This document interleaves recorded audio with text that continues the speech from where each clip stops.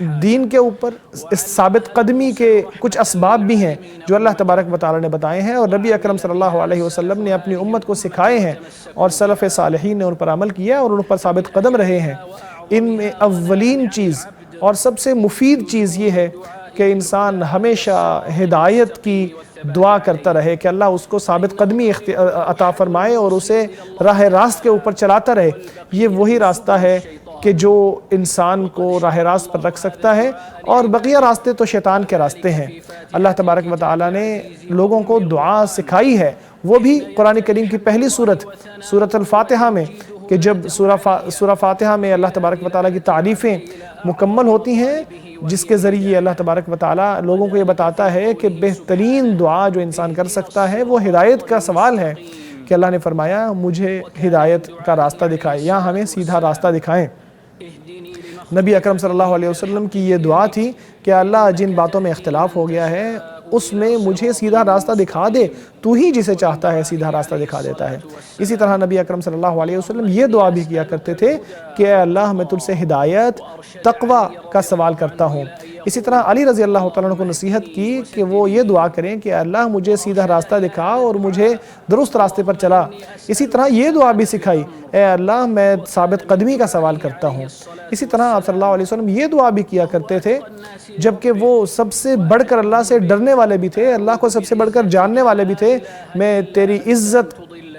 کا واسطہ دے کر تجھ سے سوال کرتا ہوں کہ تو مجھے گمراہی سے بچا لے۔ اسی طرح ثابت قدمی کا ایک ذریعہ نبی اکرم صلی اللہ علیہ وسلم کی سنت پر قائم رہنا اور خواہش پرستی سے بچنا ہے۔ جو نبی اکرم صلی اللہ علیہ وسلم کی پیروی کرنے والا ہے وہ نبی اکرم صلی اللہ علیہ وسلم کی پیروی کرنے والا ہے یا دین پر قائم رہنے والا ہے۔ جو سنت سے منہ پھیرنے والا ہے، جو اللہ تبارک و تعالی نے نازل کی ہے، تو وہ بدعتوں کی طرف جانے والا ہے، وہ گمراہیوں کی طرف جانے والا ہے، وہ اس لائق ہے کہ اس کی مذمت کی جائے اور اس کو سزا دی جائے۔ جیسا کہ اللہ تعالیٰ کا فرمان ہے، اگر یہ آپ کی بات نہیں مانتے تو یاد رکھو کہ یہ خواہش پرستی اختیار کرتے ہیں، اور اس شخص سے بڑا گمراہ اور کون ہو سکتا ہے، اور اس سے بڑا گمراہ اور کون ہو سکتا ہے جو اللہ کی ہدایت کو چھوڑ کے اپنی خواہش پرستی اختیار کر لے۔ اللہ ایسے ظالموں کو ہدایت نہیں دیتا۔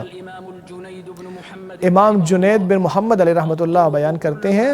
بہت سے راستے ہیں، وہ سارے راستے بند ہیں سوائے اس راستے کے کہ جو نبی اکرم صلی اللہ علیہ وسلم کی پیروی کا راستہ ہے، یعنی اللہ کی طرف پہنچانے والے سارے راستے بند ہیں سوائے نبی اکرم صلی اللہ علیہ وسلم کا راستہ۔ جو یہ شخص سمجھتا ہے کہ اللہ تک پہنچنے والا نبی اکرم صلی اللہ علیہ وسلم کے راستے کے علاوہ بھی کوئی اور راستہ ہے تو وہ گمراہی کا شکار ہو گیا ہے، وہ نجات کے راستے سے بھٹک گیا ہے اور ہلاکت میں گر گیا ہے۔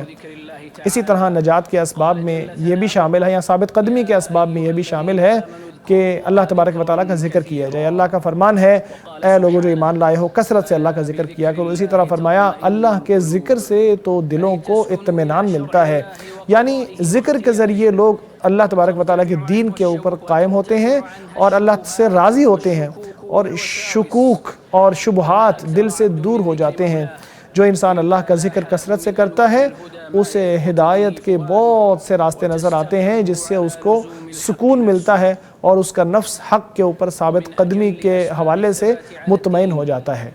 دین کے اوپر ثابت قدمی کا ایک ذریعہ یہ بھی ہے کہ اللہ تبارک و تعالیٰ کے کلام کا رخ کیا جائے، اس کے اوپر اس کی تلاوت کی جائے، اس کی کثرت سے اس کو پڑھا جائے۔ فرمایا روح القدس نے، جبریل علیہ السلام نے اس کو نازل کیا ہے اللہ تبارک و تعالیٰ کی طرف سے۔ اس میں بشارت بھی ہے، ہدایت بھی ہے اہل ایمان کے لیے یا اہل اسلام کے لیے۔ ثابت قدمی کا ایک اور ذریعہ ہے وہ یہ کہ انسان خلوت میں اللہ کی فرما برداری کرے، یعنی انسان کے پاس کوئی ایک ایسا عمل ہو کہ جس کا علم صرف اللہ تبارک و تعالیٰ کے پاس ہی ہو، یا جس کا علم صرف اللہ کو ہو یا بندے کو ہو۔